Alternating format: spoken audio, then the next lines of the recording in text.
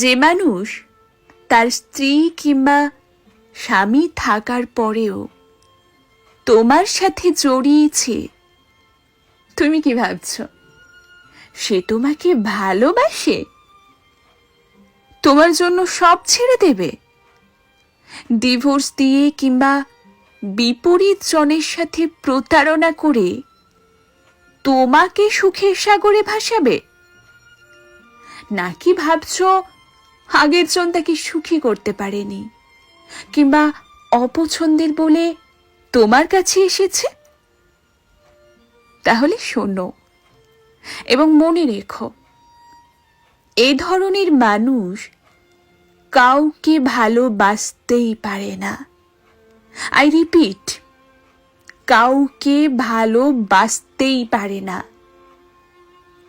কাউকে সুখী করার মতো কোনো সামর্থ্যই তাদের নেই, শুধুমাত্র প্রতারণা ছাড়া।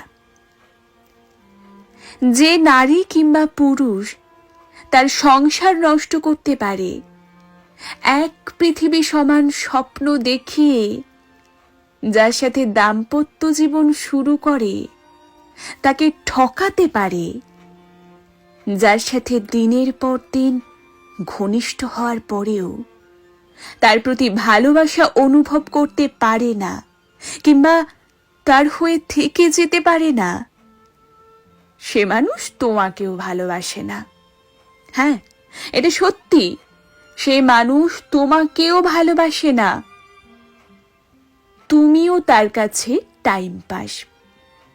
নেশা কেটে গেলে তোমাকেও ছেড়ে যাবে। আর শোনো, প্রথম জনের চেয়ে বেশি তোমাকে কষ্ট দেবে। তুমি কষ্ট পাবে, কারণ তুমি চাইলেও কাউকে কিচ্ছু বলতে পারবে না। এটা সে খুব ভালো করে জানে। তাই কষ্টের পরিমাণটা তোমারই বেশি হবে।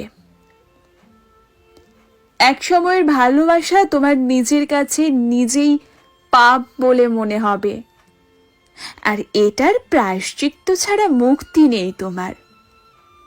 So be careful. পৃথিবীতে সবচেয়ে সুন্দর জিনিস হলো সংসার। যে এটাকে সুন্দর রাখতে পারেনি, যে এখানে লয়াল থাকতে পারেনি, সে কোথাও ভালো থাকবে না, কাউকে ভালো রাখবে না। এটাই সত্য। এর বাইরে কিচ্ছু নেই, জাস্ট কিচ্ছু না।